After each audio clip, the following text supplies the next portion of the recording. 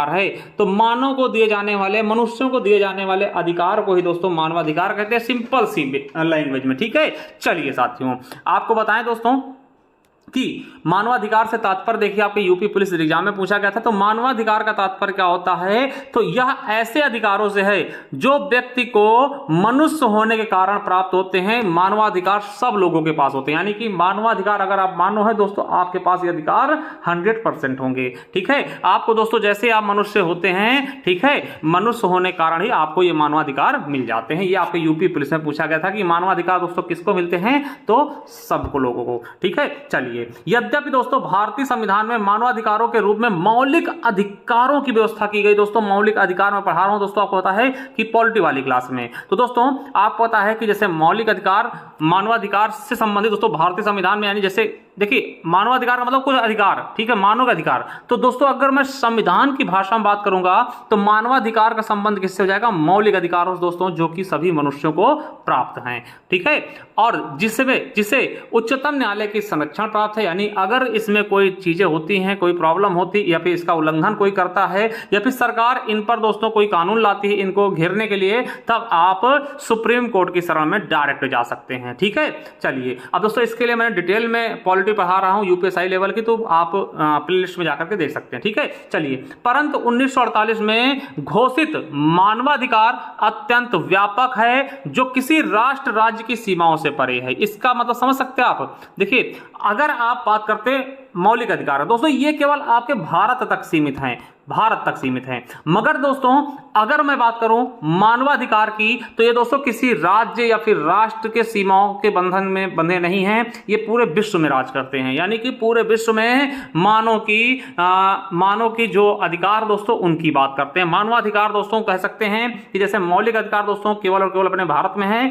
ठीक है, भारत का संविधान है तो भारत में लागू होगा, मगर मानवाधिकार दोस्तों पूरी मानव जाति के लिए। समझ सकते हैं यहां पे कि मानवाधिकार पूरी मानव जाति को प्राप्त होते हैं, जबकि मौलिक अधिकार देश के नागरिकों को ही मिलते हैं। ठीक है, चलिए अब साथियों वेदों में मानवाधिकार को समानता की अवधारणा से दर्शाया गया। दोस्तों ये आपके यूपी पुलिस एग्जाम में पूछा गया था कि वेदों में मानवाधिकार को किससे दर्शाया गया, तो दोस्तों समानता, यानी सब लोग बराबर हैं। ठीक है, सबको बराबर। ठीक है, और दोस्तों वेदों में मानवाधिकार को समानता, न्याय, स्वतंत्रता, शांति, करुणा आदि बातों पर बल दिया गया है। देखिए क्या क्या चीजें वेदों से आपको मिल रही हैं कि वेदों में भी दोस्तों कहीं ना कहीं मानवाधिकार का जिक्र था। ठीक है, मानवाधिकार की अवधारणा को दर्शाया गया था। यही क्वेश्चन आपके यूपी पुलिस री एग्जाम में पूछा भी गया है आपसे। ठीक है, याद रखेंगे। और दोस्तों ये आपके लिए बहुत important question, very very very important question है क्या, कि 2006 में संयुक्त राष्ट्र मानवाधिकार आयोग का नाम बदल दिया गया था। यानी पहले दोस्तों 2006 में के पहले क्या था, संयुक्त राष्ट्र मानवाधिकार, जिसका दोस्तों 2006 में नाम बदलकर मानवाधिकार परिषद कर दिया गया। दोस्तों यही क्वेश्चन आप देखिए यूपी पुलिस में पूछा गया है, 2024 में री एग्जाम में भी पूछा गया है, जेल वार्डन में भी पूछा गया है। आपसे पूछेगा कि देखिए क्या पूछेगा कि संयुक्त राष्ट्र मानवाधिकार आयोग का नाम बदल क्या किया गया, तो मानवाधिकार परिषद किया गया है। कब किया गया है, तो 2006 में। ठीक है, याद रखेंगे, देखिए इंपॉर्टेंट है ये चीज। यहीं पे दोस्तों सीआरसी देख लीजिएगा। सीआरसी का फुल फॉर्म पहले क्या होता है, तो convention on the rights of the child. ठीक है, convention of the rights of the child, यानी कि बाल अधिकारों के बारे में जो कन्वेंशन संधि हुई थी। ठीक है, आपको बता दें सीआरसी का फुल फॉर्म पूछा सकता है। इसे संयुक्त राष्ट्र द्वारा 20 नवंबर 1989 को अपनाया गया और 26 जनवरी 1990 को लागू किया गया। आपको बता दें कि यह अंतरराष्ट्रीय संधि बच्चों के अधिकारों पर केंद्रित, यह क्वेश्चन आपके एग्जाम में पूछा गया था कि सीआरसी किससे संबंधित है, तो बच्चों के अधिकारों पर केंद्रित, यानी बच्चों के बाल अधिकार को दर्शाता है। आपको बता दें कि 18 वर्ष से कम आयु के व्यक्ति के सभी मानवाधिकार क्या होते हैं, बाल अधिकार कहलाते हैं। ये आपके यूपी पुलिस आपके री एग्जाम 2024 में पूछा गया दोस्तों। सीआरसी से दोस्तों 2 क्वेश्चन आपके यूपी पुलिस एग्जाम में पूछे गए हैं, तो ये भी याद रखेंगे। ठीक है, चलिए अभी मैंने दोस्तों बताया आपको कि मानवाधिकार परिषद गठन कब हुआ, 2006 में। ठीक है, पहले क्या नाम था इसका, तो संयुक्त राष्ट्र मानवाधिकार आयोग नाम था, जिसका नाम अधिकार परिषद कर दिया गया। Very very important, jail warden में पूछा गया। संयुक्त राष्ट्र महासभा द्वारा यह किया गया था, इसका नाम बदला गया था। आपको बता दें कि इसका मुख्यालय कहां है। मानवाधिकार परिषद का दोस्तों जो नाम बदल के 2006 में मानवाधिकार परिषद किया गया था, इस किसके द्वारा किया गया, संयुक्त राष्ट्र महासभा द्वारा। और इसका मुख्यालय कहां है मानवाधिकार परिषद का, तो जिनेवा स्विट्जरलैंड में। यह क्वेश्चन आपके यूपीएसआई में पूछा गया है, ठीक है। और इसका गठन किसका, मानवाधिकार परिषद का गठन दोस्तों कैसे हुआ, तो इसका गठन 47 संयुक्त राष्ट्र देशों से मिलकर हुआ, जो संयुक्त राष्ट्र महासभा UNGA द्वारा चुने जाते हैं, याद रखेंगे। और देखिए जो ये परिषद है दोस्तों, मानवाधिकार परिषद है, तो मानवाधिकार परिषद की सदस्यता समान भौगोलिक वितरण पर आधार पर इनकी सीटों का वितरण निम्नलिखित प्रकार से किया गया, यानी कि पूरे विश्व के लोगों को दोस्तों सीटों में बांटा गया है। यानी कि जो दोस्तों टोटल सीटें हैं उनको हर देशों मतलब हर महाद्वीप में दोस्तों इनका प्रतिनिधित्व करने के लिए बुलाया गया है समान रूप से। जैसे अफ्रीकी देश के लिए टोटल 13 सीटें डिसाइड हैं, एशिया प्रशांत देश के लिए दोस्तों 13 सीटें हैं, लैटिन अमेरिकी और कैरेबियाई देशों के लिए 8 सीटें आरक्षित हैं, ठीक। वहीं पश्चिमी यूरोपीय और अन्य देशों के लिए 7 सीटें और पूर्वी यूरोपीय देशों के लिए 6 सीटें, ठीक है, याद रखेंगे, ठीक है। किसकी, मानवाधिकार परिषद गठन का वो 2006 में, ठीक है। आपसे पूछ सकता है कि मानवाधिकार परिषद का पूर्व नाम क्या था, तो अभी दोस्तों हमने क्या बताया, मानवाधिकार परिषद का पूर्व नाम क्या था, संयुक्त राष्ट्र मानवाधिकार आयोग। कब इसका नाम मानवाधिकार परिषद किया गया, 2006 में, ठीक है। तो ये चीजें आपको समझा चुके हैं बहुत ही शानदार तरीके से, ठीक है। तो ये भी मैं बता चुका कितनी सीटें हैं। चलिए अब दोस्तों यहां पे देखेंगे कि परिषद के सदस्यों का कार्यकाल, जो मानवाधिकार परिषद है इनके सदस्यों का कार्यकाल 3 वर्ष का होता है, और लगातार 2 कार्यकाल की सेवा के बाद कोई भी सदस्य पुनः निर्वाचन के लिए पात्र नहीं होगा दोस्तों। जैसे समझिए, जो भी सदस्य हो दोस्तों 3 साल तक सदस्यता रहेगा, और अधिकतम 2 बार केवल चुनाव लड़ सकता है, जीत सकता है, ठीक है। केवल 2 ही बार वो बनेगा, ठीक है। जैसे अमेरिका के दोस्तों राष्ट्रपति केवल 2 बार बन सकता है एक व्यक्ति, ठीक है। जैसे डोनाल्ड ट्रंप दूसरी बार है, अब ये नहीं चुने जाएंगे, उसी तरीके दोस्तों इसमें भी है, ठीक है।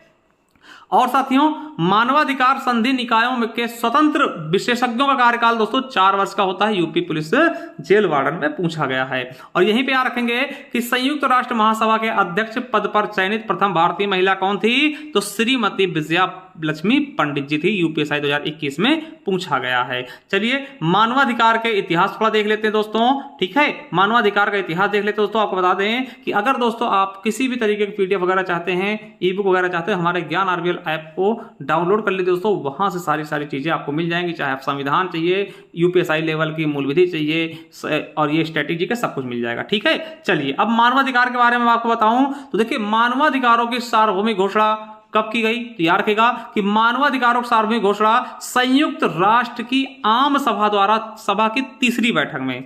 साथियों याद रखिएगा कि मानवाधिकार की सार्वभौमिक घोषणा कब की गई, तो आपको बता दें कि एक बैठक होती है, 3री बैठक होती है। किसकी 3री बैठक थी, संयुक्त राष्ट्र आम सभा की 3री बैठक कब होती है, 10 दिसंबर 1948। ये डेट याद रखिएगा, यहीं से एक चीज निकलेगी, 10 दिसंबर 1948 को फ्रांस की राजधानी पेरिस में, ठीक, जिसको पेरिस संधि भी कहते हैं, यूपीएसआई में पूछा गया है, ठीक। आपसे पूछेगा कि मानवाधिकारों की सार्वभौमिक घोषणा कब की गई, तो संयुक्त राष्ट्र महासभा की 3री बैठक में। कहां हुई 3री बैठक, तो दोस्तों पेरिस में। पेरिस क्या है, फ्रांस की राजधानी है, ठीक है। कब हुई, तो 10 दिसंबर 1948 दोस्तों। यही 10 दिसंबर 1948 को जो ये पहली 3री बैठक हुई थी मानवाधिकारों की घोषणा की गई थी 3री बैठक के दौरान, यानी 10 दिसंबर को।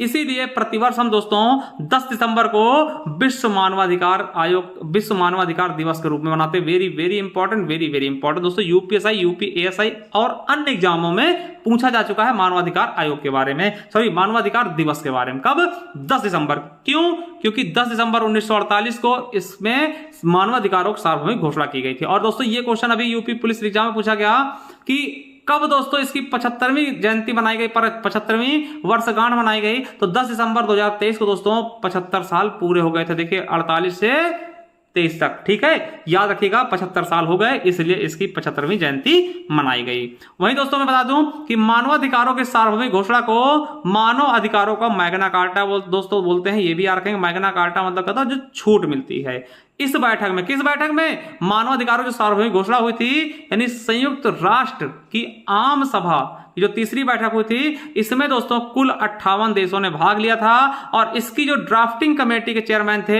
एलोनोर रूजवेल्ट थे। क्या थे? एलोनोर रूजवेल्ट थे। आपको बता दें कि मानवाधिकारों की सार्वभौमिक घोषणा की मसौदा समिति के अध्यक्ष कौन है? वही बात हो गई, ड्राफ्टिंग कमेटी या फिर मसौदा समिति के अध्यक्ष कौन हो गए? एलोनोर रूजवेल्ट थे। दोस्तों याद रखिएगा, यूपीएससी में पूछा गया। क्या पूछा जाएगा कि मानवाधिकारों की सार्वभौमिक घोषणा के मसौदा समिति के अध्यक्ष कौन होंगे? एलोनोर रूजवेल्ट। और दोस्तों जो ड्राफ्ट तैयार किया गया था इसका, वो किसने किया था? तो जॉन पीटर हम्फ्रे द्वारा इसका ड्राफ्ट तैयार किया गया था। और याद रखेंगे दोस्तों, भारत की तरफ से यहां कौन बैठता है, भाग लेता है? तो भारत की तरफ से इस बैठक में हंसा मेहता जी भाग लेती है। क्या? हंसा मेहता जी भारत की तरफ से इस बैठक में भाग लेती है। और दोस्तों इनके द्वारा एक चीज बताया गया था, बहुत ही शानदार तरीके जो वायरल हुआ था। क्या? कि देखिए मानवाधिकारों की सार्वभौमिक घोषणा की भाषा, देखिए मानवाधिकारों की सार्वभौमिक घोषणा थी, उसकी भाषा क्या थी कि सभी पुरुषों को समान बनाया गया। ठीक है, सभी पुरुषों को समान बनाया गया। ये क्या थी? इसकी एक कैसे टैगलाइन थी, भाषा थी। ठीक है, जिसको एलोनोर रूजवेल्ट ने इसको बहुत पसंदीदा वाक्य बोला था। यहां पर दोस्तों हंसा मेहता ने कहा था कि इसकी जगह क्या, सभी पुरुषों को समान बनाया गया, इसकी जगह दोस्तों सभी मनुष्यों को समान बनाया गया है, ये कर दीजिए। यानी कि बदलने के लिए हंसा मेहता को दोस्तों जिम्मेदार बनाया गया। यानी पुरुषों को केवल यहां पे कहीं ना कहीं दोस्तों पुरुषों की बात करते हैं तो यहां पे मेल आते हैं, मगर जब मनुष्यों की बात आएगी दोस्तों इसमें सभी आ जाएंगे। तो ये हंसा मेहता ने कहा था कि पुरुषों जगह मनुष्य कर लीजिए, और ये बहुत अच्छी बात कही थी हंसा मेहता ने, जिसको शामिल किया गया था यूपीएससी में, ये पूछा गया है। यही दोस्तों मैं बात कर लूं आपसे, तो संयुक्त राष्ट्र की एक अंतरराष्ट्रीय मानव अधिकार संधि विकलांग व्यक्तियों के अधिकारों पर संधि पत्र है, जिसका उद्देश्य विकलांग व्यक्तियों के अधिकारों की रक्षा करना, यूपीएससी में पूछा गया। और आपको बता दें कि मानव अधिकारों की सार्वभौमिक घोषणा का 577 से ज्यादा भाषाओं में अनुवाद हो चुका है। दोस्तों यह दुनिया में सबसे ज्यादा अनुवादित दस्तावेज है, यूपी पुलिस में पूछा गया है। ठीक है, यानी 577 से भी ज्यादा भाषाओं में, ठीक है, अनुवाद इसका हो चुका, और दुनिया का एकमात्र ऐसा दोस्तों दस्तावेज है जो कि सबसे ज्यादा भाषाओं में लिखा जा चुका है, अनुवाद किया जा चुका है। यूपी पुलिस में पूछा गया क्वेश्चन है ये। ठीक है दोस्तों, वही बात कर लें कि वैश्विक स्तर पर मानवाधिकारों की घोषणा का वैधानिक स्वरूप क्या है? दोस्तों संयुक्त राष्ट्र सभा का सामान्य प्रस्ताव यूपी पुलिस में पूछा जा चुका है। चलिए यहां पे दोस्तों मैं बताऊं आपको, तो मानवाधिकारों का प्रथम अंतरराष्ट्रीय सम्मेलन तेहरान में हुआ था, जो कि 22 अप्रैल से 13 मई 1968 तक चला था। यूपीएससी 2014 में पूछा गया। और 1993 में मानवाधिकारों पर विश्व सम्मेलन ने वियना घोषणा को अपनाया गया, जो 14 से 25 जून 1993 को ऑस्ट्रिया की राजधानी वियना में आयोजित की गई थी। यह भी आपके यूपी पुलिस एग्जाम में पूछा गया। देखिए मानवाधिकारों संबंधी दोस्तों एक और संस्था है एमनेस्टी इंटरनेशनल संस्था, यहां से भी क्वेश्चन बहुत पूछा जाता है। कैसे? तो आपको बता दें, तो इसके बारे में थोड़ा देख लेते हैं दोस्तों। मानवाधिकार की गैर सरकारी संगठन संस्था एमनेस्टी का गठन दोस्तों 1961 में हुआ है। यह मानवाधिकार की सुरक्षा के लिए काम करती है। इसका मुख्यालय कहां है? लंदन, ब्रिटेन में। ठीक है, याद रखेंगे। और दोस्तों इस संस्थान को 1977 में शोषण के खिलाफ अभियान चलाने के लिए शांति का नोबेल पुरस्कार दिया गया था। तो यह भी आपके यूपीएससी में पूछा गया है। और यही दोस्तों बता दें कि 1978 में संयुक्त राष्ट्र संघ के मानवाधिकार पुरस्कार से भी सम्मानित किया गया। और इसका दोस्तों एक सिद्धांत है कि अंधेरे को कोसने के बजाय एक मोमबत्ती जला देना ही बेहतर। यानी कि अगर आप अंधेरे को कोस रहे हैं कि यह अंधेरा है, इससे अच्छा उठिए एक मोमबत्ती जला दीजिए और वहां पे उजाला ला दीजिए। ठीक है, तो ये है एमनेस्टी का ध्येय वाक्य, इसका सिद्धांत है। ठीक है, तो दोस्तों अभी हमने बताया था मानवाधिकारों की सार्वभौमिक घोषणा कब की गई थी, एक बार आपको दोबारा रिवीजन करा दें। तो मानवाधिकारों की सार्वभौमिक घोषणा दोस्तों कब की गई थी? तो आपको पता है 10 दिसंबर 1948 को। ठीक है, इसमें दोस्तों 13 क्या मेरे दोस्तों, इसके द्वारा 13 चीजें कही गई थी। ठीक है, 13 अनुच्छेद है मानवाधिकारों की सार्वभौमिक घोषणा दोस्तों जो 10 दिसंबर को हुई थी, उसमें कुल 13 अनुच्छेद हैं। ठीक है, ये क्वेश्चन आपके यूपीएससी में पूछा गया है कि मानवाधिकारों की सार्वभौमिक घोषणा में कुल कितने अनुच्छेद हैं? तो 30 अनुच्छेद, 13 नहीं 30 अनुच्छेद हैं। ये मैं थोड़ा सा मिस्टेक कर रहा हूं। तो 30 अनुच्छेद के बारे में देखते हैं, क्योंकि यहां से भी क्वेश्चन पूछे जाते हैं। ये मानवाधिकारों के विश्व के। ठीक है, अभी मैं भारत की बात करूंगा कि मानवाधिकार अधिनियम 1993 की बात करूंगा, मगर पहले ये विश्व वाला देखते हैं जो मानवाधिकारों की सार्वभौमिक घोषणा हुई थी। अनुच्छेद पहला क्या कहता है कि सभी मनुष्यों को गौरव और अधिकार के मामले में जन्मजात स्वतंत्रता और समानता, यानी अगर मनुष्य को गौरव का अधिकार मतलब सही तरीके से रहने का अधिकार, ये दोस्तों उसको जन्मजात स्वतंत्रता और समानता प्रदान करती है। अनुच्छेद 2 क्या कहता है कि सभी अधिकारों और आजादियों को प्राप्त करने का हक है, मतलब सभी व्यक्तियों को सभी अधिकारों और आजादियों को प्राप्त करने का हक है। इस मामले में दोस्तों जाति, लिंग, वर्ण, भाषा, धर्म के आधार पर भेदभाव नहीं किया जाएगा। वहीं अनुच्छेद 3 क्या कहता है कि प्रत्येक व्यक्ति को जीवन, स्वाधीनता और व्यक्तित्व सुरक्षा का भी अधिकार है, ठीक है। और अनुच्छेद 4 क्या कहता है, गुलामी स्वतंत्रता। दोस्तों यहाँ पे यूपी पुलिस 2018 में पूछा गया था सार्वभौमिक घोषणा की अनुच्छेद 4 किससे संबंधित दोस्तों, गुलामी की स्वतंत्रता से। किससे? गुलामी की स्वतंत्रता से मेरे दोस्तों, ठीक है, याद रखेंगे। वहीं अनुच्छेद 5 कहता है कि किसी को शारीरिक यातना नहीं दी जाए और ना ही किसी के प्रति निर्दय, अमानुषिक या फिर अपमानजनक व्यवहार किया जाए, यानी कि किसी को भी दोस्तों शारीरिक यातना न दिया, किसी को मारा पीटा न जाए, कि शरीर में कोई कष्ट न दिया जाए, ना ही किसी के प्रति निर्दय, यानी निर्दयता कहते हैं ना, मार, अमानुषिक मतलब जो मानव के लायक ना हो, ठीक है, कि मानव के तरीके का व्यवहार ना हो दोस्तों, वैसा या फिर अपमानजनक व्यवहार न किया जाए, आर्टिकल 5 कहता है। वही दोस्तों अनुच्छेद 6 क्या कहता है कि हर किसी को हर जगह कानून की निगाह में व्यक्ति के रूप में स्वीकृति प्रदान करता है, विधि के समक्ष समता और संरक्षण। दोस्तों ये आपको पता है कि ये आपको संविधान में भी मिल जाएगा आर्टिकल, ठीक है। तो संविधान ये दोस्तों आपके अनुच्छेद 6 में है, सार्वभौमिक घोषणा में। चलिए वही दोस्तों 7 क्या कहता है, कानून की निगाह में सभी समान और सभी बिना भेदभाव के कानूनी संरक्षण के अधिकारी हैं दोस्तों, यानी कि कोई भेदभाव नहीं है, सभी लोग कानून की नजर में समान हैं। चलिए 8 क्या कहता है कि सभी को संविधान या कानून द्वारा प्राप्त बुनियादी अधिकारों का अतिक्रमण करने वाले कार्यों के विरुद्ध समुचित राष्ट्रीय अदालतों की कारगर सहायता पाने का अधिकार, यानी अगर कानून द्वारा दोस्तों कोई उल्लंघन होता है या फिर संविधान द्वारा, तो दोस्तों आप इनके आक्रमण के, अगर इनका अतिक्रमण किया जाता है दोस्तों, तो आप अदालत का दरवाजा खड़खड़ा सकते हैं, वहां पे सहायता पाने के हकदार होंगे। 9 क्या कहता है, 9 से नंबर नजरबंद कर लीजिएगा, यानी कि किसी को मनमाने ढंग से गिरफ्तार, नजरबंद या फिर देश से निकाला नहीं जाएगा, यानी ऐसा नहीं कि आपको किसी को नजरबंद कर दिया या फिर गिरफ्तार कर लिया, बताया नहीं जा रहा, ठीक है। 9 में 10 में क्या कहा गया है कि सभी को अपने अधिकारों और कर्तव्य को निश्चय करने के मामले में, ठीक है, यानी 10 में सबको पता होना चाहिए आपके अधिकार क्या है, आपके कर्तव्य क्या है।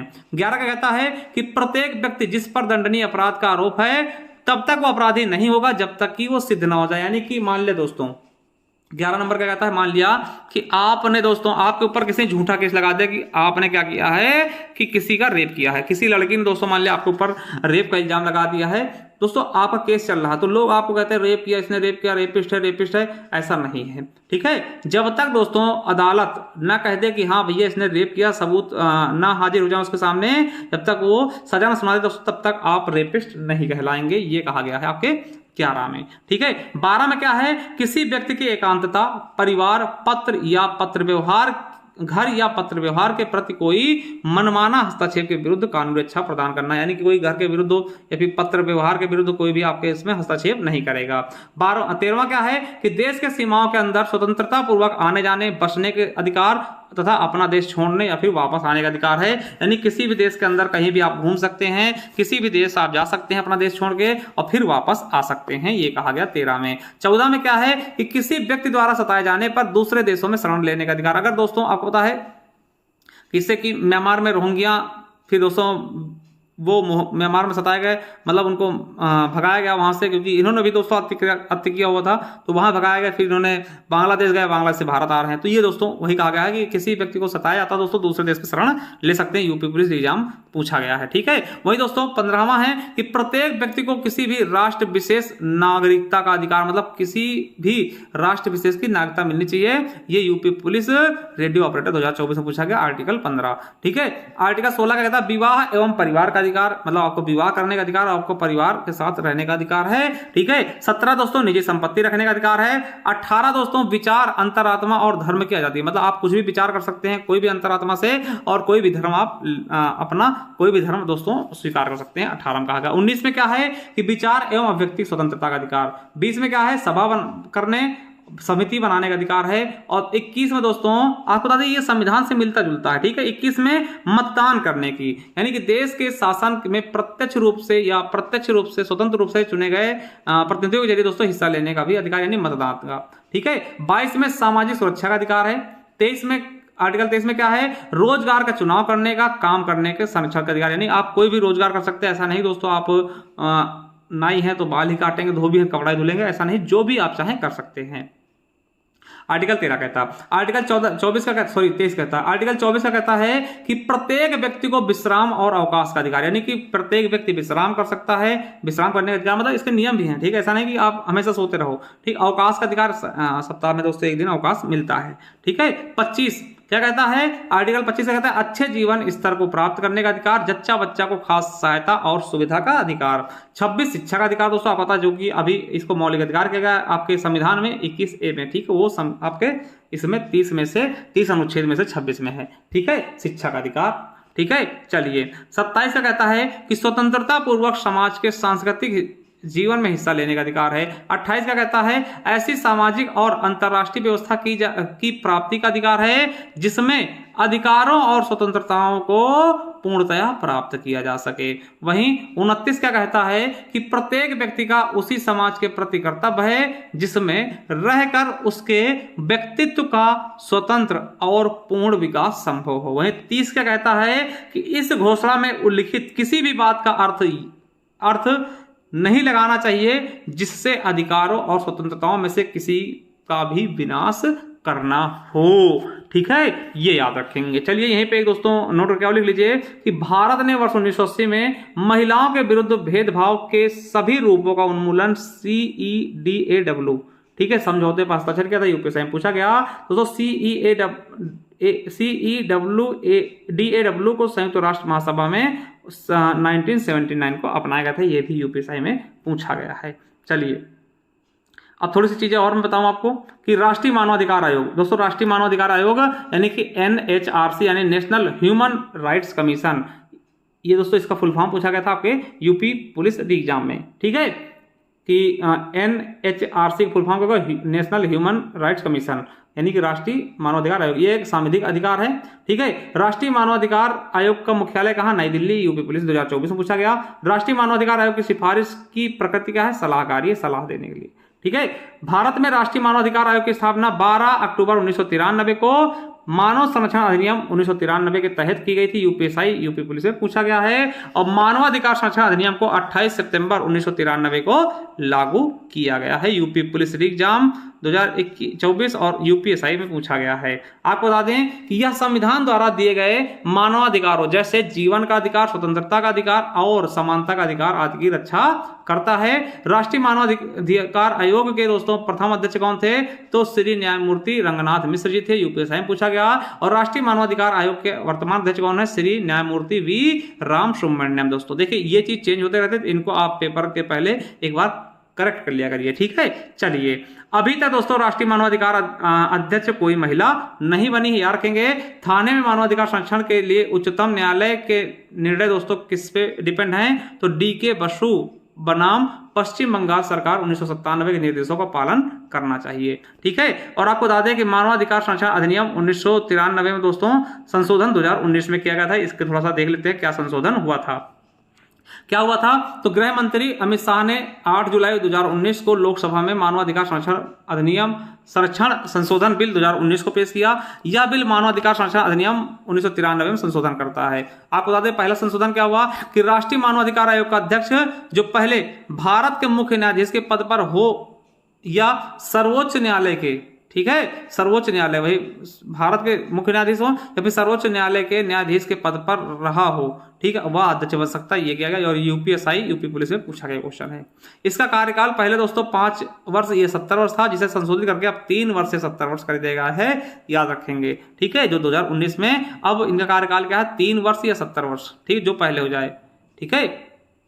जैसे दोस्तों मान लिया दोस्तों आप 65 साल के हैं तो दोस्तों पूरे 70 साल तक, सॉरी आप मान लो दोस्तों 68 साल के हैं तो आप 2 ही साल रह पाएंगे क्योंकि 70 साल आपका पूरा हो जाएगा, ठीक है। तो 3 वर्ष का कार्यकाल या फिर 70 वर्ष, ठीक है। चलिए मानवाधिकार आयोग के संरचना क्या क्या है, कौन कौन होंगे, तो दोस्तों आपको बता दें अध्यक्ष का होगा तो सुप्रीम कोर्ट के सेवानिवृत्त मुख्य न्यायाधीश या न्यायाधीश हो, ठीक है, एक सदस्य देखिए सदस्य आपके हर सदस्य कितने होंगे, तो 5 सदस्य दोस्तों लगभग। एक सुप्रीम कोर्ट का कार्यरत या फिर सेवानिवृत्त न्यायाधीश होगा, एक हाई कोर्ट का दोस्तों कार्यरत या फिर सेवानिवृत्त न्यायाधीश होगा, और तीसरा क्या है, तीसरा सदस्य क्या होगा, मानवाधिकार संबंधित कार्यानुभव तथा विशेष जानकारी प्राप्त करने वाला व्यक्ति होगा एक, ठीक है। यानी 2 ऐसे होंगे मानवाधिकार के ही जो विशेष ज्ञान जानते हो, 2 सदस्य होंगे।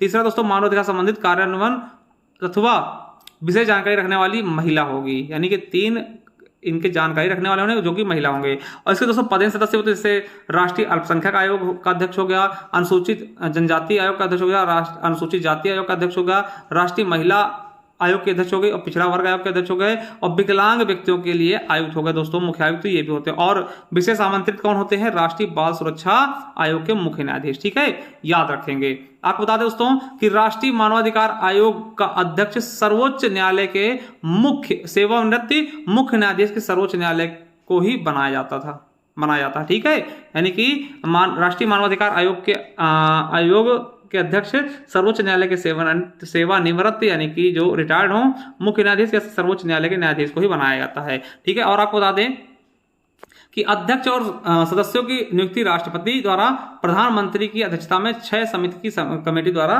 सिफारिश पर की जाती है। कौन कौन होते हैं इस समिति में, यानी जो मानवाधिकार आयोग के अध्यक्ष या फिर सदस्य चुने जाएंगे उस राष्ट्रपति चुनेगा, मगर दोस्तों वो समिति द्वारा नामित किया जाएगा। कौन, देखिए राष्ट्रपति प्रधानमंत्री इसकी अध्यक्षता होंगे, समिति की अध्यक्ष होंगे। कौन कौन होगा इस समिति में, तो प्रधानमंत्री, लोकसभा अध्यक्ष, राज्यसभा के उपसभापति, संसद के दोनों सदनों के मुख्य विपक्षी दल के नेता और केंद्रीय गृह मंत्री होते हैं, तथा राष्ट्रपति इसी समिति की अनुशंसा पर राष्ट्रीय मानवाधिकार आयोग के अध्यक्ष और सदस्यों को चुनता है। दोस्तों आपको बता दें कि अध्यक्ष और सदस्यों का कार्यकाल कितना हो, 3 वर्ष या 70 वर्ष, जो पहले हो जाए, ठीक है। और अध्यक्ष व सदस्यों का पुनर्नियुक्ति की जा सकती है। उन्हें उस समय, देखिए याद रखिएगा, इन्हें समय से पूर्व हटाया भी जा सकता है जब सुप्रीम कोर्ट के न्यायाधीश की जांच पर दोस्तों दुराचार या फिर असमर्थता का आरोप सिद्ध हो जाए। राष्ट्रीय मानवाधिकार आयोग का मुख्यालय कहां है, दिल्ली में है, और राष्ट्रीय मानवाधिकार आयोग अधिनियम 2006 में परिवर्तन किया गया। अब इनमें सदस्यों की संख्या 5 को घटा करके 3 कर दी गई है, ठीक है। वही दोस्तों बता दें कि राष्ट्रीय मानवाधिकार आयोग के कार्य और शक्तियां क्या होंगे, तो दोस्तों याद रखिएगा, राष्ट्रीय मानवाधिकार आयोग लोक प्रक्रिया संहिता 1908 के तहत सिविल न्यायालय की समस्त शक्तियां धारण करता है, मतलब सिविल न्यायालय की जो समस्त शक्तियां होंगे दोस्तों वो भी धारण करेगा। मानवाधिकार के उल्लंघन की जांच कर लेगा, कहीं भी मानवाधिकार उल्लंघन होता है दोस्तों उसकी जांच कर सकता है। और दोस्तों मानवाधिकार आयोग दोस्तों जो है, आयोग किसी भी जेल का दौरा कर सकता है, जेल में कैदियों की स्थिति का निरीक्षण कर सकता है और उनके लिए सुझाव भी दे सकता है, ठीक है। यह दोस्तों राज्य तथा केंद्र सरकारों को मानवाधिकार उल्लंघन को रोकने के लिए दोस्तों महत्वपूर्ण कदम उठाने की सिफारिश कर सकता है, और देश में लोगों के मध्य मानवाधिकारों से संबंधित जागरूकता फैला सकता है। दोस्तों जागरूकता के लिए दोस्तों ये विज्ञापन दे सकता है ना, गली नुक्कड़ नाटक करवा सकता है, बैनर पोस्टर लगा सकता है, या फिर और अन्य माध्यम से जागरूकता फैला सकता है। न्यायालय में लंबित मानवाधिकारों के मामले में हस्तक्षेप कर सकता है, और मानवाधिकारों के क्षेत्र में कार्य करने वाले गैर सरकारी संगठन यानी एनजीओ को प्रोत्साहित भी करेगा कि भैया आप बहुत अच्छा काम कर रहे हैं। इसके अलावा मानवाधिकार संबंधित अंतर्राष्ट्रीय संधियों की समीक्षा तथा इसके क्रियान्वयन हेतु सिफारिशें कर सकता है। इसके पास दोस्तों मुआवजे और हर्जाने की भुगतान की सिफारिश करने का अधिकार होता है। मान ले किसी का मानवाधिकार का उल्लंघन हो दोस्तों, उसे हर्जाना और भुगताना भी दिलवा सकते हैं ये, ठीक है। और दोस्तों आयोग अपनी रिपोर्ट राष्ट्रपति के समक्ष प्रस्तुत करता है, जिसे संसद के दोनों सदनों में रखा जाता है। वही दोस्तों राज्य मानवाधिकार आयोग की बात कर लें तो उत्तर प्रदेश का, तो राज्य देखिए उत्तर प्रदेश मानवाधिकार आयोग का मुख्यालय कहाँ है, लखनऊ में। उत्तर प्रदेश मानवाधिकार आयोग के अध्यक्ष कौन है, तो न्यायमूर्ति बालकृष्ण नारायण। दोस्तों ये चीज करंट में आप देख लीजिएगा जब पेपर हो आपका, ठीक है। उत्तर प्रदेश में राज्य मानवाधिकार आयोग की स्थापना कब हुई थी, 7 अक्टूबर 2002 को। आपको बता दें कि राज्य मानवाधिकार आयोग के अध्यक्ष व सदस्यों को हटाने का अधिकार किसके पास, देखिए राष्ट्रपति जी के पास होता है। और आपको बता दें कि अब तक देश के 26 राज्यों ने आधिकारिक राजपत्र अधिसूचना के माध्यम से मानवाधिकार आयोगों की स्थापना की है, यानी 26 राज्यों में मानवाधिकार आयोग की स्थापना है, ठीक है। राज्य मानवाधिकार आयोग केवल इन्हीं मामलों में मानव अधिकारों के उल्लंघन की जांच कर सकता है जो संविधान की राज्य सूची व समवर्ती सूची के अंतर्गत आते हैं, ठीक है। और आपको बता दें कि राज्य मानवाधिकार आयोग राज्य सरकार को एक वार्षिक प्रतिवेदन प्रस्तुत करेगा और वह इसे राज्य विधानसभा में अग्रेसित करेगा। दोस्तों यूपीएससी में पूछा गया। जानकारी की बात कर ले दोस्तों, तो इसमें क्या क्या है, तो साथियों बता दें कि राज्य मानवाधिकार आयोग एक बहुसदस्यीय निकाय है जिसमें एक अध्यक्ष और 2 अन्य सदस्य होते हैं। आयोग का अध्यक्ष उच्च न्यायालय का सेवानिवृत्त मुख्य न्यायाधीश या फिर एक न्यायाधीश तथा सदस्य उच्च न्यायालय का सेवानिवृत्त या कार्यरत न्यायाधीश हो सकता है। दोस्तों यूपीएससी पुलिस 2018 में पूछा गया। आपको बता दें, राज्य के जिला न्यायालय का कोई न्यायाधीश जिसे 7 साल का अनुभव हो या कोई व्यक्ति जिसे मानवाधिकार के बारे में विशेष अनुभव हो दोस्तों, वो भी इस आयोग का सदस्य बन सकता है। ठीक है। इस आयोग के अध्यक्ष एवं अन्य सदस्यों की नियुक्ति राज्यपाल की एक समिति की अनुशंसा पर की जाती है। परंतु दोस्तों यानी नियुक्ति राज्यपाल करेगा, मगर दोस्तों राज्य के जो मानवाधिकार आयोग होते हैं इनके सदस्यों को दोस्तों नियुक्त राज्यपाल करेगा, मगर हटा केवल राष्ट्रपति सकता है, राज्यपाल नहीं। ठीक है। इस समिति में दोस्तों जो समिति होती है जो अध्यक्ष को सदस्यों को चुनती है, उसका दोस्तों प्रमुख कौन होगा, राज्य का मुख्यमंत्री होगा। इसके अलावा उसमें विधानसभा अध्यक्ष, राज्य का गृह मंत्री तथा राज्य विधानसभा के विपक्ष के नेता आदि शामिल होते हैं। और आयोग के अध्यक्ष एवं अन्य सदस्यों का कार्यकाल कितना होगा, 3 वर्ष या 70 वर्ष। आपको बता दें कि आयोग के कार्यकाल को पूरा होने के बाद अध्यक्ष एवं अन्य सदस्य ना तो केंद्र सरकार और ना ही राज्य सरकार के अधीन किसी सरकारी पद को ग्रहण कर सकते हैं, यानी कि यहीं से उनका खत्म हो जाएगा इस्तीफा। ठीक है। चलिए अब दोस्तों यहां से आपका दोस्तों मेन टॉपिक शुरू होता है कि मानवाधिकार संरक्षण अधिनियम 1993। क्या, मानवाधिकार संरक्षण अधिनियम 1993 मेरे दोस्तों बात करते हैं। इसमें संशोधन दोस्तों 2016, 2006 और 2019 में किया गया। टोटल 8 अध्याय हैं इसमें और 43 धाराएं हैं। तो देखते हैं दोस्तों कौन सा अध्याय किस धारा तक फैला हुआ है। जैसे पहला अध्याय क्या है, प्रारंभिक। पहला अध्याय का नाम है प्रारंभिक दोस्तों, 1 से लेकर 2 धारा तक है। और दूसरा है दोस्तों राष्ट्रीय, दूसरा अध्याय क्या है, राष्ट्रीय मानवाधिकार आयोग दोस्तों 3 से लेकर के 11 धारा तक फैला हुआ है। तीसरा अध्याय है दोस्तों आयोग के कृत्य और शक्तियां दोस्तों 12 से लेकर के दोस्तों 16 धारा तक फैला हुआ है। और चौथा है दोस्तों प्रक्रिया दोस्तों 17 से लेकर के 20 तक फैला हुआ है। ठीक है। वहीं 5वां है राज्य मानवाधिकार आयोग, ये दोस्तों 21 धारा से लेकर के 29 धारा तक फैला हुआ है। छठा है दोस्तों मानव अधिकार न्यायालय दोस्तों 30 धारा से लेकर के 31 तक फैला हुआ है। और 7वां है वित्त लेखा एवं सम परीक्षा दोस्तों 32 से लेकर के 35 धारा तक फैला हुआ है। वहीं 8वां दोस्तों आपका अध्याय है प्रकीर्ण 36 से लेकर के 43 तक फैला हुआ है। तो चलिए दोस्तों पूरे आपके 43 दोस्तों आपके हम 8 अध्याय और 43 धाराओं के बारे में देखने की कोशिश करते हैं। चलिए शुरू करते हैं। साथियों धारा 1 क्या कहता है, देखिए हमने बताया था धारा 1 और धारा 2 लगभग सेम होते हैं। धारा 1 में दोस्तों संक्षिप्त नाम, ठीक है, उसका विस्तार और प्रारंभ होता है। दोस्तों इसका नाम आपको पता है मानवाधिकार संरक्षण अधिनियम 1993। ठीक है। और इसका प्रवर्तन कब हुआ, तो 28 सितंबर 1993 को, याद रखिएगा। धारा 2 में दोस्तों परिभाषा, देखिए परिभाषाएं पूछा गया था। परिभाषाएं किसमें, धारा 2 में यूपीएससी 2021 में पूछा गया है। ठीक है, याद रखिएगा। और मानवाधिकार की परिभाषा पूछी गई किसमें है, तो धारा 2 के डी में। ठीक है। आपको बता दें जिससे कि परिभाषाएं, कुछ चीजों को मैं परिभाषाएं बता दूं। तो सशस्त्र बल, जहां पे सशस्त्र बल आएगा इससे तात्पर्य क्या होगा, नौसेना, थल सेना, वायुसेना शामिल है और इसके अंतर्गत संघ के सभी प्रकार के सशस्त्र बलों से है। ठीक है। अध्यक्ष का मतलब क्या होता है, जो राष्ट्रीय या फिर राज्य मानवाधिकार आयोग के अध्यक्ष से है। मानवाधिकार संबंधित का मानवाधिकार की परिभाषा क्या है, मानवाधिकार से तात्पर्य ऐसे व्यक्ति के ऐसे अधिकार से है जो जीवन, स्वतंत्रता, समानता और व्यक्ति की गरिमा से संबद्ध है और संविधान द्वारा या अंतरराष्ट्रीय अभिसमय द्वारा प्रत्याभूत किए गए हैं तथा भारतीय न्यायालयों में द्वारा प्रवर्तनीय है। यूपीएससी में ये पूछा गया है। ठीक है। चलिए आगे दोस्तों देखते हैं। धारा 3 का कहता है राष्ट्रीय मानवाधिकार आयोग का गठन। राष्ट्रीय मानवाधिकार आयोग का गठन दोस्तों अभी इसके बारे में पहले बता चुका हूं दोस्तों, पढ़ा चुका हूं कि कौन कौन इसमें होगा, फिर भी एक बार आपको ससरी निगाह में बता देते हैं। तो राष्ट्रीय मानवाधिकार आयोग का गठन आपसे पूछेगा किस धारा में है, तो धारा 3 में है। क्या क्या करेगा, कैसे होगा, तो आपको बता दें राष्ट्रीय मानवाधिकार आयोग का गठन केंद्रीय सरकार द्वारा किया जाएगा, यानी केंद्र सरकार द्वारा किया जाएगा। यह आयोग ऐसे कार्यों व शक्तियों का प्रयोग करेगा जो इस अधिनियम द्वारा प्रदत्त किया जाएगा। जैसे देखिए, और यहां पे रखेंगे कि राष्ट्रीय मानवाधिकार आयोग, दूसरे में क्या कहा गया, राष्ट्रीय मानवाधिकार आयोग का गठन निम्नलिखित से मिलकर के होगा। कौन कौन मिलकर करेगा इसको, पहला अध्यक्ष होगा। अध्यक्ष का होगा जो भारत का मुख्य न्यायाधीश या कोई न्यायाधीश रहा हो। ठीक है। इसके अलावा सदस्य दोस्तों क्या होगा, एक सदस्य होगा जो उच्चतम न्यायालय का न्यायाधीश रहा हो। ठीक है। दूसरा सदस्य दोस्तों, एक सदस्य और होगा जो उच्च न्यायालय का न्यायाधीश रहा हो या फिर रह रहा है ना। और तीसरा क्या है, एक सदस्य दोस्तों जिसमें कम से कम दोस्तों एक महिला सदस्य होगी। इन्हें मानवाधिकार से संबंधित विषयों का भरपूर ज्ञान हो या फिर अनुभव हो, ठीक है।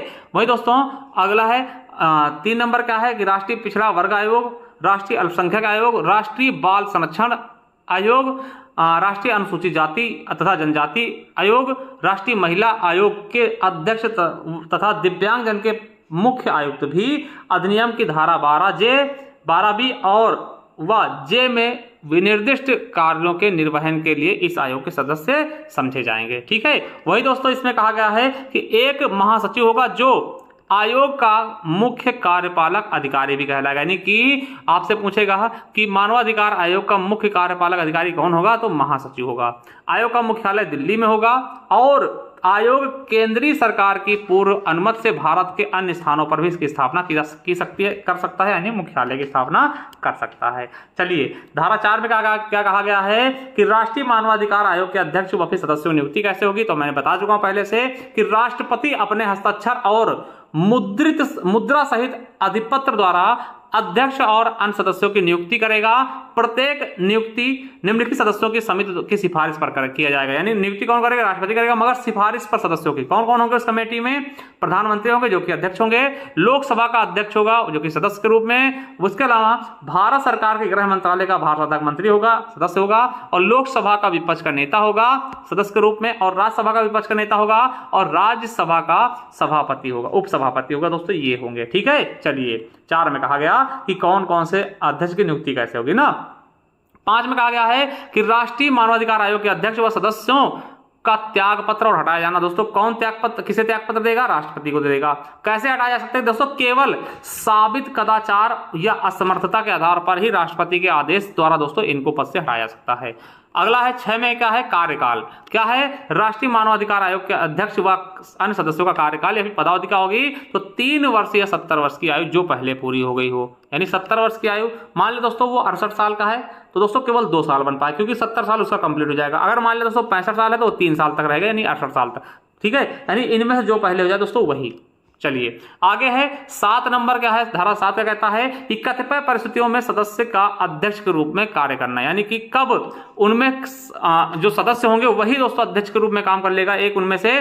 जब कब तो दोस्तों अध्यक्ष की मृत्यु हो जाती है, अध्यक्ष त्याग पत्र दे दे या फिर अन्य कारण से पद रिक्त की दशा में राष्ट्रपति सदस्यों में से किसी एक को अध्यक्ष, किसी भी एक सदस्य को दोस्तों अध्यक्ष के रूप में नियुक्त कर देगा, यानी उन्हीं अध्यक्ष सदस्यों में से अध्यक्ष बन जाएगा। ये आपके धारा 7 में कहा गया, जब उसकी मृत्यु हो जाए या फिर छोड़ दे या फिर त्याग पत्र दे दे, ठीक है।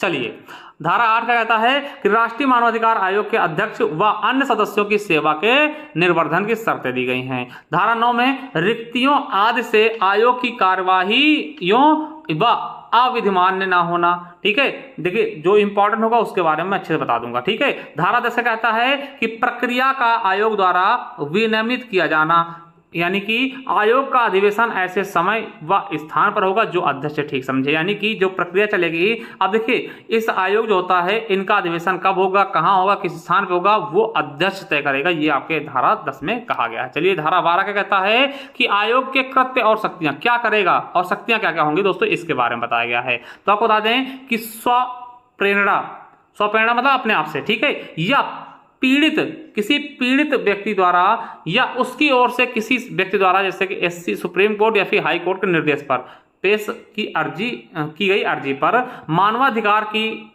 देखिए मानवाधिकारों का कोई किसी लोक सेवक द्वारा अतिक्रमण या फिर दुष्प्रचार किए जाने की, ठीक है, किए जाने पर, ठीक है। दूसरा है कि ऐसे अतिक्रमण का निवारण में किसी लोक सेवक द्वारा उपेक्षा की शिकायत के बारे में जांच करना।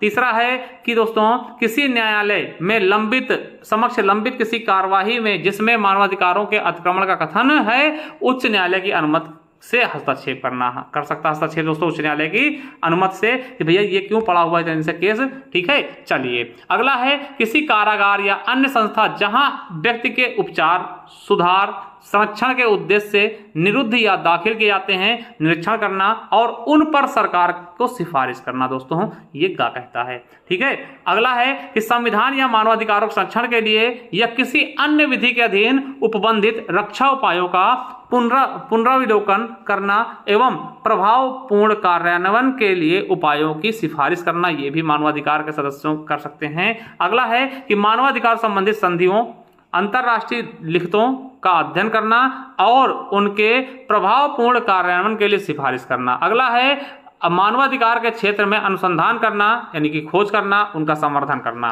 छठा है समाज के विभिन्न वर्गों के बीच मानवाधिकारों संबंधी जानकारी का प्रयास करना, यानी उनको समझाना, बुझाना, उनको जानकार बनाना मानवाधिकार के बारे में। अगला है कि ऐसे अन्य कृत्य करना जो मानवाधिकार के संवर्धन के लिए आवश्यक हो दोस्तों, और ऐसे कार्य करना जिससे मानवाधिकार को दोस्तों संवर्धित किया जाए, उसको बढ़ाया जा सके, उसके लोगों को जागरूकता फैलाई जा सके। चलिए, धारा 13 का कहता है जांच से संबंधित शक्तियां, क्या क्या जांच कर सकता है, तो आपको बता दें क्या है कि साक्षियों को समन करना, साक्षी जो तो उनको समन करके भेज सकता है, उनको हाजिर करना, शपथ व उनकी परीक्षा करना। ठीक है, दूसरा है किसी दस्तावेज को प्रकट करना या पेश करने की उपेक्षा करना, यानी कि कोई दस्तावेज दोस्तों, कोई सबूत है, उनको प्रकट करना। ठीक है, तीसरा है शपथ पत्रों पर साक्ष्य ग्रहण करना। ठीक है, चौथा किसी न्यायालय या कार्यालय में से कोई लोक अभिलेख या उसकी प्रतिलिपि अपेक्षित करना दोस्तों, ये भी उसका काम है। और अगला है कि साक्ष्यों या दस्तावेजों की परीक्षा के लिए कमीशन निकलवाना। ठीक है, कमीशन निकालना दोस्तों, ये भी इन्हीं का काम है। 14 अन्वेषण यानी जांच कहाँ आयोग जांच से संबंधित कोई अन्वेषण करने के प्रयोजन के लिए केंद्रीय सरकार या किसी राज्य सरकार की सहमति से केंद्रीय सरकार या उस राज्य सरकार के किसी अधिकारी या अन्वेषण अभिकरण की सेवाओं का उपयोग कर सकता है। यानी कोई जांच करना दोस्तों, तो दोस्तों राज्य सरकार या फिर केंद्र सरकार की अनुमति पर दोस्तों किसी भी अन्वेषण अभिकरण से दोस्तों ये सेवा साझा कर सकता है। ठीक है, शिकायतों की जांच 17 में बताई गई है। क्या कहा गया है कि राष्ट्रीय मानवाधिकार आयोग को उस तिथि से 1 वर्ष की समाप्ति के बाद किसी भी मामले की जांच करने का अधिकार नहीं है। यानी राष्ट्रीय मानवाधिकार को आयोग को दोस्तों उस तिथि से 1 वर्ष की समाप्ति के बाद किसी भी मामले का अधिकार की जांच नहीं कर सकता, यानी 1 साल बाद कोई जांच नहीं कर सकता जिस तिथि पर मानवाधिकारों का कथित उल्लंघन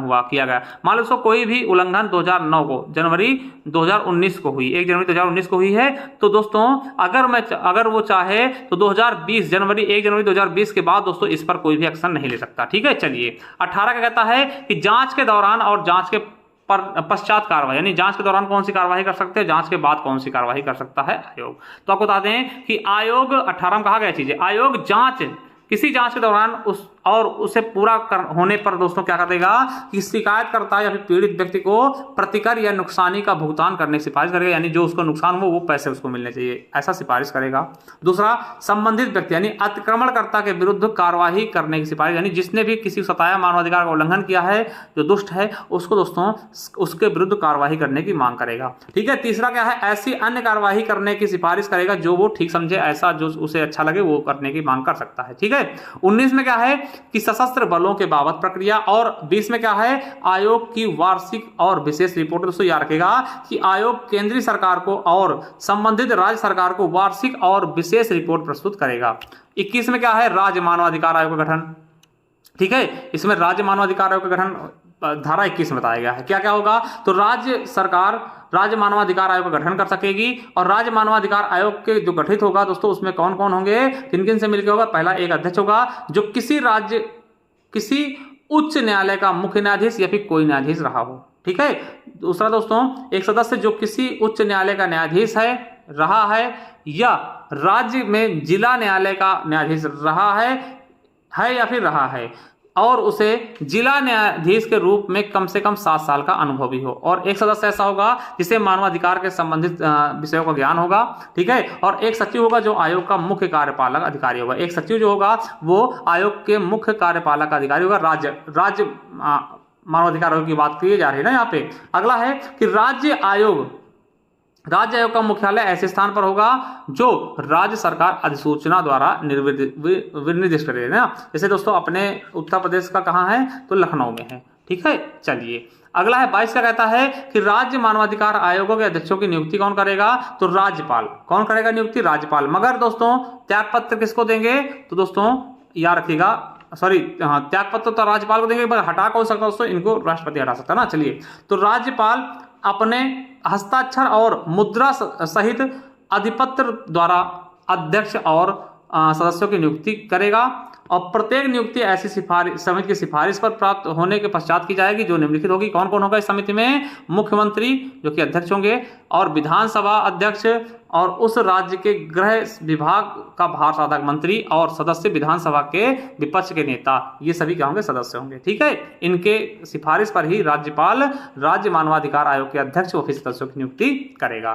धारा 23 कहता है कि राज्य मानवाधिकार आयोग के अध्यक्ष या किसी सदस्य का त्यागपत्र और हटाया जाना। दोस्तों आपको बता दें, त्यागपत्र किसको देगा? राज्यपाल को। हटाया कैसे जा सकता है? केवल एक ही रीजन पे, क्या? केवल साबित कदाचार या असमर्थता के आधार पर उच्च न्यायालय की रिपोर्ट पर राष्ट्रपति द्वारा उसे पद से हटा सकता है।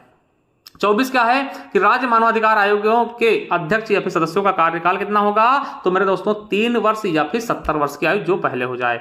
पुनर्नियुक्त के पात्र यानी कि दोबारा नियुक्त किए जा सकते हैं। 25 का कहता है कि कतिपय, धारा 25 है, कतिपय परिस्थितियों में सदस्य का अध्यक्ष के रूप में बने रहना और उनके कृत्यों का निर्वहन करना। यानी कि अगर अध्यक्ष दोस्तों मर जाता है या फिर त्यागपत्र दिया या फिर किसी कारण दोस्तों पद उसका खाली हो जाता है, तो राज्यपाल दोस्तों सदस्यों में से ही एक को अध्यक्ष नियुक्त कर देगी और वो इस काम को बखूबी निभाएगा। ठीक है, चलिए 26 क्या है? राज्य आयोगों के अध्यक्ष और सदस्यों की सेवा के निर्वर्धन के शर्तें। दोस्तों इंपॉर्टेंट ज्यादा नहीं है। 27 में क्या है? राज्य आयोग के अधिकारी और अन्य कर्मचारीगण। 28 क्या है? राज्य आयोग की वार्षिक एवं विशेष रिपोर्ट। दोस्तों ये याद रखेंगे, वाला पूछा सकता है आपसे। ठीक है, वही 29 क्या है कि राष्ट्रीय मानवाधिकार आयोग से संबंधित कतिपय उपबंधों का राज्य आयोग को लागू होना। दोस्तों ठीक है, और धारा 30 क्या कहता है कि मानव अधिकार न्यायालय का गठन। मानवाधिकार न्यायालय गठन किसमें? धारा 30 में। दोस्तों ये क्वेश्चन आपके यूपीएससी में पूछा गया। क्या है कि मानवाधिकार के उल्लंघन संबंधी मामलों का शीघ्र विचारण करने के लिए राज्य सरकार संबंधित राज्य के उच्च न्यायाधीश के मुख्य न्यायमूर्ति की सहमति से, क्या? राज्य के उच्च न्यायाधीश के मुख्य न्यायमूर्ति की सहमति से प्रत्येक जिले के किसी सेशन न्यायालय को मानवाधिकार न्यायालय के रूप में विनिर्दिष्ट कर सकेंगे। ठीक है, चलिए धारा 31 क्या कहता है?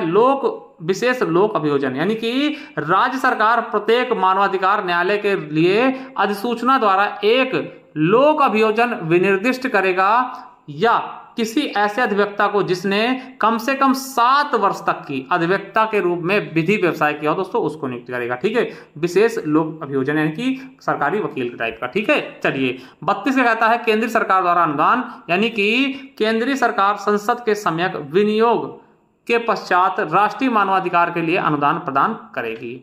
धारा 33 का कहता है कि दोस्तों राज्य सरकार द्वारा अनुदान, यानी राज्य सरकार भी अनुदान दे सकती है। राज्य सरकार विधानमंडल के में सम्यक विनियोग के पश्चात राज्य मानवाधिकार आयोग के अनुदान प्रदान करेगी। 34 का है लेखा और संपरीक्षा।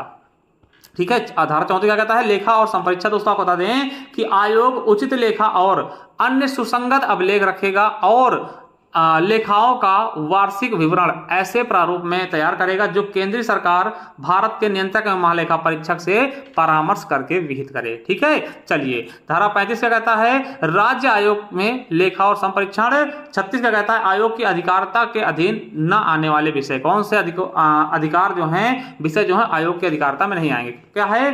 एक क्या कहता है कि आयोग किसी ऐसे विषय की जांच नहीं करेगा जो किसी राज्य आयोग या फिर किसी अन्य आयोग के समक्ष लंबित है। यानी अगर कोई दोस्तों मामला लंबित है राज्य आयोग या फिर किसी अन्य आयोग के समक्ष, तो उसकी जांच नहीं करेगा आयोग। ठीक है, अगला है कि राष्ट्रीय आयोग या राज्य आयोग उस तारीख से जिसने मानवाधिकार का अतिक्रमण गठित हुआ था 1 वर्ष के पश्चात किसी भी विषय की जांच नहीं करेगी। मैं पहले ऊपर बता चुका हूं दोस्तों, यहां भी बताया गया है। ठीक है, चलिए अगर कोई चीज दोस्तों घटती है तो 1 साल के भीतर, अगर उसके 1 साल के भीतर ही उस पर केस दर्ज कर सकती है मानवाधिकार आयोग, नहीं उसके बाद नहीं। 37 का कहता है विशेष जांच एजेंसी गठन।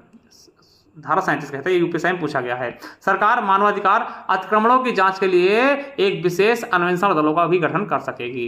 28 क्या है कि सद्भावनापूर्ण की गई कार्यवाही के लिए संचालित। दोस्तों अगर सद्भावनापूर्ण कुछ करते हैं तो वो गलत नहीं माना जाएगा। 39 क्या कहता है कि सदस्यों और अधिकारियों का लोक सेवक होना। जो सदस्य होंगे इसके और अधिकारी होंगे वो लोक सेवक के समान है।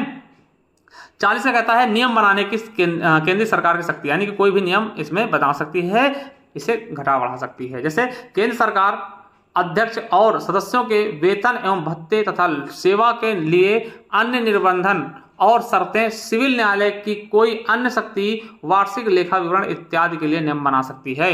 धारा 40 का एक क्या कहता है कि भूतलक्षी रूप में से नियम बनाने सकती, और धारा 40 खा क्या कहता है आयोग के विनियम बनाने सकती, और 41 में क्या है नियम बनाने की राज्य सरकार को शक्तियां हैं कि नियम बना सकती है कुछ, और 42 है कठिनाइयों से दूर रहने सकती, और 43 क्या है निरसन या व्यावर्त। ठीक है, तो दोस्तों ये आपका मानवाधिकार संरक्षण अधिनियम कंप्लीट हो चुका है। पिछले परीक्षाओं जो क्वेश्चन पूछे गए उनके बारे में थोड़ा सा मैं दिखा देता हूं। जैसे पहला क्वेश्चन है कि राष्ट्रीय मानवाधिकार के अध्यक्ष होने चाहिए, कौन होगा, यूपीएससी में पूछा गया। तो आपको बता दें सर्वोच्च न्यायालय के सेवानिवृत्त मुख्य न्यायाधीश या सर्वोच्च न्यायालय के सेवानिवृत्त न्यायाधीश, चाहे आपको दोस्तों मुख्य न्यायाधीश वर्तमान के हों, ठीक है, मुख्य न्यायाधीश हो या फिर कोई न्यायाधीश हो दोस्तों, सेवानिवृत्त हो वो बन जाएगा। ठीक है, अगला है कि राष्ट्रीय संविधान आयोग मानवाधिकार संरक्षण अधिनियम 1993 के तहत स्थापित एक क्या है, तो सांविधिक निकाय है, यूपीएससी में पूछा गया। अगला है मानवाधिकार संरक्षण अधिनियम के तहत राष्ट्रीय मानवाधिकार कमीशन भारत में किस वर्ष स्थापित किया गया दोस्तों, 2017 में पूछा गया है यूपीएससी के पेपर में, तो 1993 का 12 अक्टूबर 1993 को। अगला है चौथा क्वेश्चन कि मानवाधिकार संरक्षण अधिनियम 1993 के तहत राष्ट्रीय मानवाधिकार आयोग का मुख्यालय कहां है, तो दिल्ली में दोस्तों, यूपीएससी 2011 में पूछा गया। अगला है पांचवा क्वेश्चन कि राष्ट्रीय मानवाधिकार आयोग द्वारा किसी भी रूप से प्राप्त सभी शिकायतें प्राप्त करने की तिथि से दोस्तों के भीतर पंजीकृत की जाएंगी और उन्हें एक संख्या निर्दिष्ट की जाएगी तथा विचारार्थ के लिए रखा जाएगा दोस्तों 1 सप्ताह। दोस्तों यूपीएससी में पूछा गया है।